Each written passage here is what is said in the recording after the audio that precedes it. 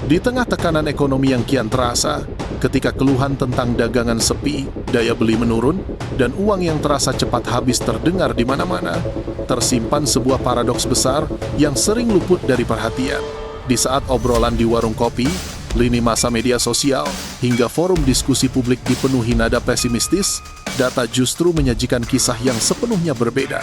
Pada tahun 2025, ekonomi digital Indonesia diproyeksikan menembus angka 100 miliar dolar Amerika, setara lebih dari 1.000 triliun rupiah. Sebuah angka yang nyaris terdengar tak masuk akal. Lalu muncul pertanyaan sederhana namun krusial. Jika ekonomi benar-benar sedang sulit, siapa sebenarnya yang membelanjakan uang sebesar itu? Jawabannya tidak akan ditemukan dengan menatap etalase toko yang lengang atau sekadar mendengar keluhan pedagang offline. Jawaban itu tersembunyi di balik layar ponsel, di balik server digital, dan di balik perubahan mendasar dalam cara manusia bertransaksi, mengonsumsi, serta mengambil keputusan. Selama ini perhatian kita terlalu terpusat pada satu konsep, yaitu daya beli. Padahal dalam dunia bisnis dan pemasaran, ada konsep lain yang seringkali jauh lebih kuat, keinginan membeli atau willingness to spend. Dalam banyak kasus, keinginan ini mampu melampaui batasan daya beli itu sendiri. Fenomena ini terlihat jelas di sekitar kita. Produk-produk non-primer justru mengalami lonjakan penjualan. Makanan kucing, misalnya, mencatat pertumbuhan 2 digit dibandingkan tahun sebelumnya. Bahkan muncul fenomena baru yang sulit dijelaskan dengan kacamata ekonomi klasik. Kucing-kucing didandani, diperlakukan layaknya selebritas, memiliki jutaan penggemar, dan menciptakan arus konsumsi baru, mulai dari makanan, aksesori, hingga perawatan. Ini jelas bukan kebutuhan pokok, namun orang dengan sukarela mengeluarkan uang untuk itu. Di sisi lain, industri game terus melaju. Orang rela membeli skin, item virtual, dan fitur tambahan yang secara fungsi tidak wajib, tetapi secara emosional memberikan kepuasan. Inilah wajah baru ekonomi. Ekonomi yang tak lagi sepenuhnya digerakkan oleh kebutuhan dasar, melainkan oleh emosi, hiburan, dan rasa keterhubungan. Pergeseran ini terekam jelas dalam data real-time yang dikumpulkan platform digital global. Selama lebih dari 1 dekade, Google bersama Bain dan Temasek secara konsisten memetakan perekonomian digital Asia Tenggara. Dalam laporan terbarunya, Indonesia tampil sebagai raksasa bukan hanya karena jumlah penduduknya, tetapi karena kecepatan adopsi teknologi dan karakter perilaku konsumennya yang unik. Pada tahun 2025, ekonomi digital Indonesia diperkirakan tumbuh sekitar 14% dibandingkan tahun sebelumnya.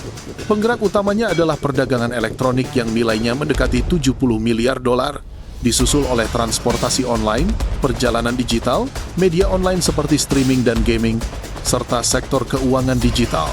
Namun dari semua sektor itu, ada satu elemen yang berperan sebagai perekat, penggerak, sekaligus akselerator utama, sistem pembayaran digital.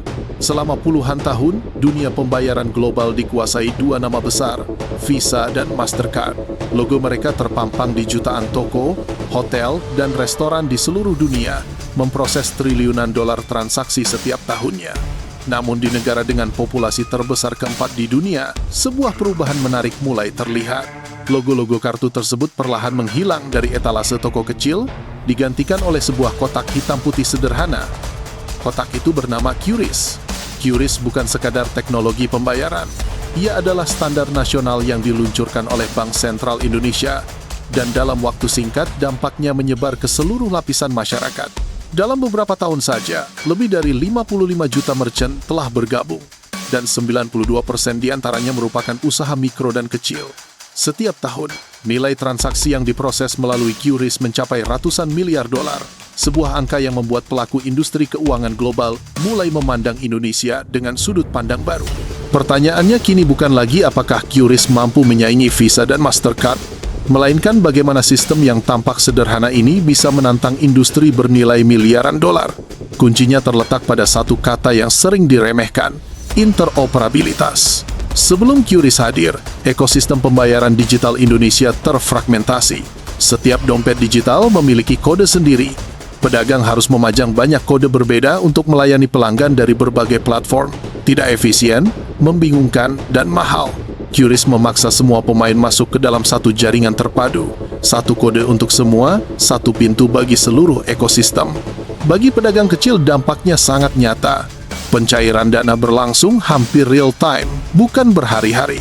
Biaya transaksi untuk usaha mikro dipangkas drastis menjadi sekitar 0,3%, jauh lebih murah dibandingkan biaya kartu kredit yang bisa mencapai 2,5%. Bagi pedagang kaki lima di Jakarta, sistem kartu kredit sejak awal memang tidak pernah dirancang untuk mereka. Mesin mahal, biaya tinggi, dan proses rumit menciptakan penghalang tak kasat mata bagi jutaan pelaku usaha kecil untuk masuk ke ekonomi formal. QRIS hadir sebagai solusi yang tepat untuk pasar yang tepat.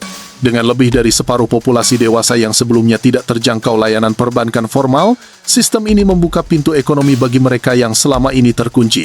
Menariknya, QRIS tidak hanya dirancang untuk kebutuhan domestik.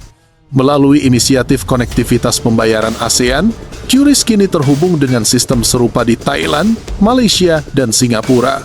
Ini menjadi fondasi awal sistem pembayaran regional terintegrasi yang mampu melewati jaringan kartu global secara langsung. Apa yang terjadi di Indonesia sejatinya bukan fenomena tunggal. Di Tiongkok, lebih dari 90% pembayaran mobile dilakukan menggunakan kode QR. Ancaman terbesar bagi Visa dan Mastercard bukanlah bentuk kodenya, melainkan pergeseran fundamental dari model bisnis berbasis biaya persentase. Ketika transaksi menjadi murah, instan, dan distandarisasi oleh negara, struktur lama mulai kehilangan relevansinya. Raksasa kartu global tentu tidak tinggal diam. Mereka mulai berinvestasi dan bermitra dengan perusahaan fintech di Asia Tenggara. Strateginya jelas, jika tidak bisa dikalahkan, maka bergabunglah. Namun momentum sudah bergeser.